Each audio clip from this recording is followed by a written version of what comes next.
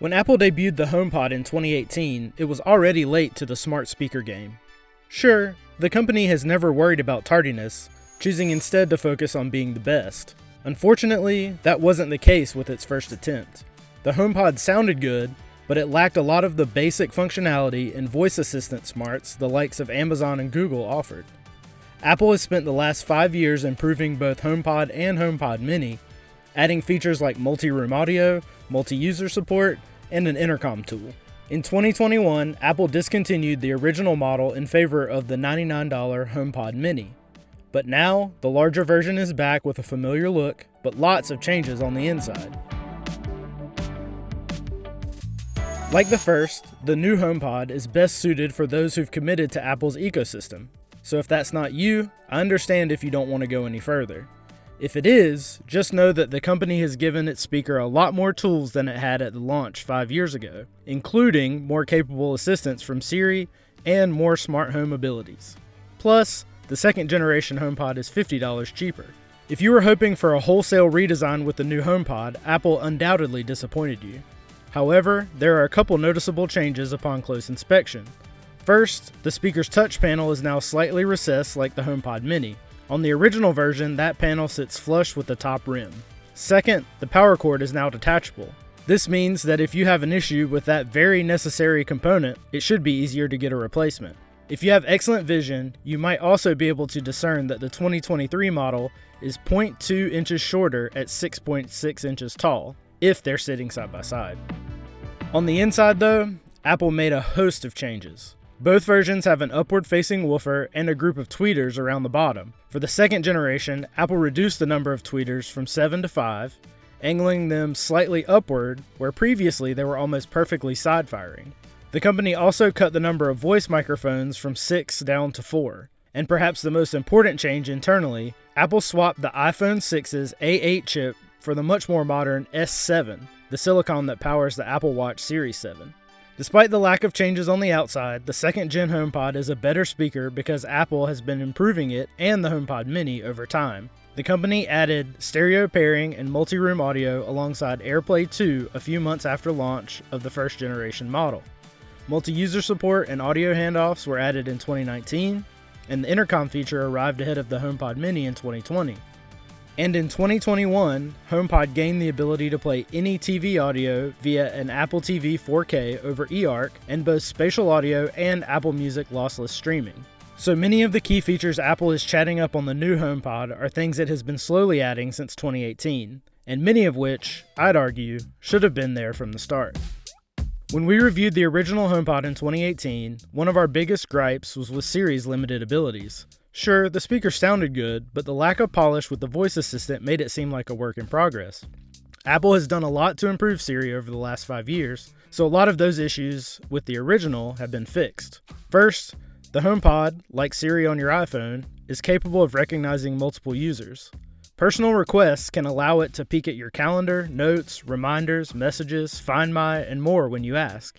Plus, HomePod can give each member of your family, up to 6 people, their unique responses from certain iPhone apps. What's more, Siri can create recurring home automations without you having to pick up your phone and swipe over to the appropriate app.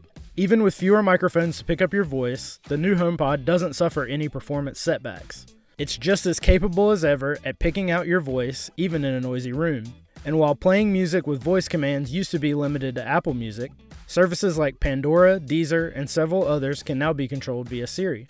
HomePod is also a smart home hub, easily pairing with HomeKit and Matter accessories. The new model is equipped with temperature and humidity sensing, info that is displayed prominently in the Home app and can be used to create automations with other smart home devices.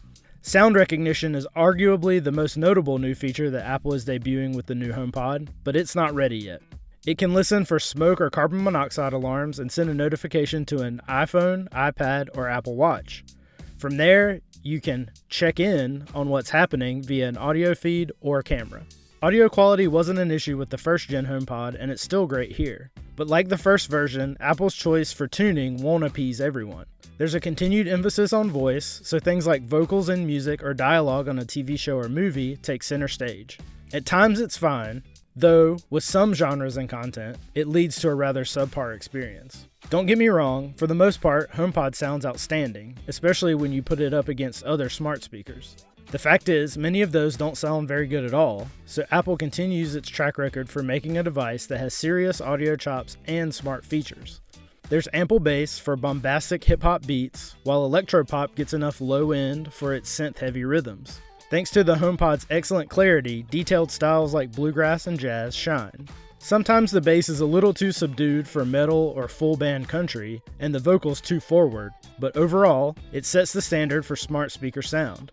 And the HomePod only shines brighter as a stereo pair. When you add a second HomePod in the Home app, the software asks you if you want to use them together. Once you tell it which side the additional unit is on, the app completes the setup for you, assigning the appropriate channel to each speaker. Now everywhere you previously saw a single HomePod icon, you'll see two, constantly reminding you of the stereo arrangement. The double speaker option is great for music. Going back to bluegrass, the two-speaker arrangement adds a lot of dimensionality to each track. There's usually a spatial element to those tunes, but dual HomePods heightens the sensation. When you select a HomePod for use with your Apple TV, you still need to deselect TV speakers. Those aren't disabled just because you've asked the streaming box to also send audio to a HomePod or two.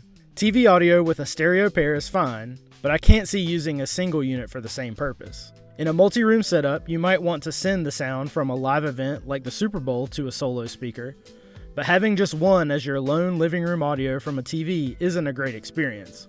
While HomePod beams sound in all directions, with a single speaker it's clear the sound is coming from a fixed location, something that's a lot less noticeable with a pair or with a soundbar. As is the case with vocals, dialogue takes prominence with a HomePod and Apple TV.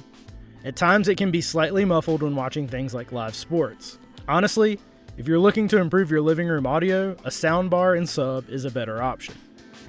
Because the HomePod is best suited to people who have married themselves to Apple's ecosystem, the best alternative to the second-gen HomePod is the cheaper HomePod Mini. If all you're after is some Siri assistance with your smart home and a speaker that's good enough for casual listening and podcasts, the $99 option will work well for you.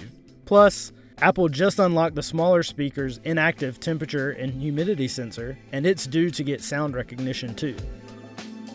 Apple has been preparing for a new HomePod for 5 years, constantly improving the original version and the HomePod Mini. And the fact that the company has made Siri a more capable companion certainly helps. Plus, there's more smart home abilities than before. Apple hasn't strayed from its emphasis on spoken or sung words for the HomePod's sound profile, but that's okay. It's clear that the company is focused on expanding the toolbox for its smart speakers after their debut, so I'd expect that much like the original HomePod, this is just the beginning for the second generation. For all of the latest reviews of Apple devices, smart speakers, and more, keep it locked right here at Engadget.